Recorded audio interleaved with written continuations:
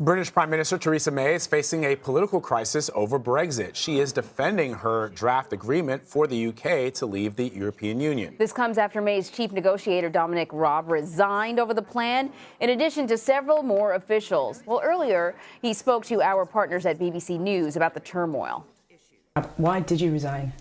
Well, look, I've been fighting for a good Brexit deal, but the terms proposed to the Cabinet yesterday, I think, had two major and fatal flaws.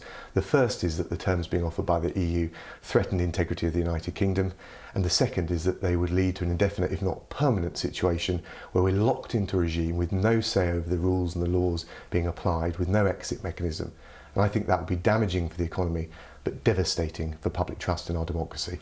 The Prime Minister, though, says that's not the case. I mean, she says this deal has managed to avoid both of those things. Well, I appreciate we have different views, which is why, in fairness, I think she needs a Brexit Secretary that will pursue the deal that she wants to put to the country with conviction. I don't feel I can do that in good conscience, but I respect her. I hold her in high esteem. I think she should continue, but I do think we need to change course on Brexit. So for more on this, we want to bring in CBS News senior foreign correspondent Mark Phillips, joining us now from London.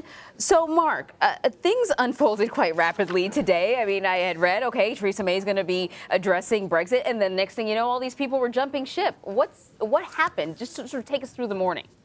Well, you'd need another morning to take it through the morning. So much has been happening here. But basically, a lot of this stuff needs parsing and explaining, or you can just take it as the main headlines. The man you just had on in the interview from the BBC, Dominic Raab, was the man whose job it was to negotiate the separation deal, the divorce deal, if you will, between Britain and the European Union. And he is the guy who has now quit, saying the deal that has come out through the process of negotiation that he was responsible for is one that he can't live with. He comes from the extreme Brexiter wing of the Conservative Party, the Brextremists, he tried to say, as they're called. And a lot of what he said within that answer bears looking at as well. The integrity of the United Kingdom, whether or not all parts of it are treated separately or the same way, particularly Northern Ireland, which has a special situation because it's connected to Ireland, which of course is within the EU, that kind of thing. But the basic problem in all of this is that the deal, which is now arrived out of a year and a half of negotiating between the Brits and the EU, is one that satisfies neither the people who want to leave the European Union, nor those who want the leaving to be as not damaging as possible. So it's kind of cut a middle ground, and of course both sides at the edges of those arguments are unhappy about it, and that's where we now stand. This deal, if the debate within the House of Commons here, which has been going on all day, is any indication, this deal stands virtually no chance of achieving the majority in the Commons, which is what it would need in order to become active. So nobody's quite sure what they're talking about here. Nobody's quite sure what kind of deal can be arrived at with the EU. And the clock is ticking. There's a March 29th deadline next year for when Britain has to come out of the EU. That's in the EU law. They've activated the clause which triggers that.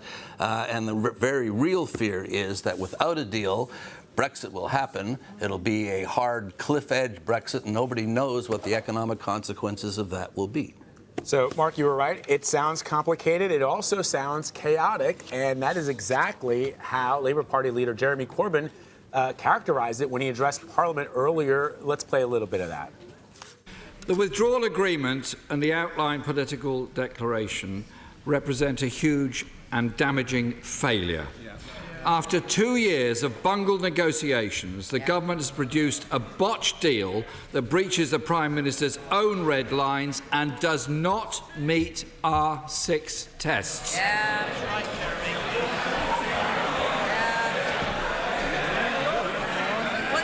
The government, Mr. Speaker, is in chaos. Their deal risks leaving the country in an indefinite halfway house without a real say. A halfway house. That's where the government is, according to Mr. Corbyn. So with both sides arguing that they're upset over this draft deal, why did the cabinet push forward if it's nearly hated by everybody?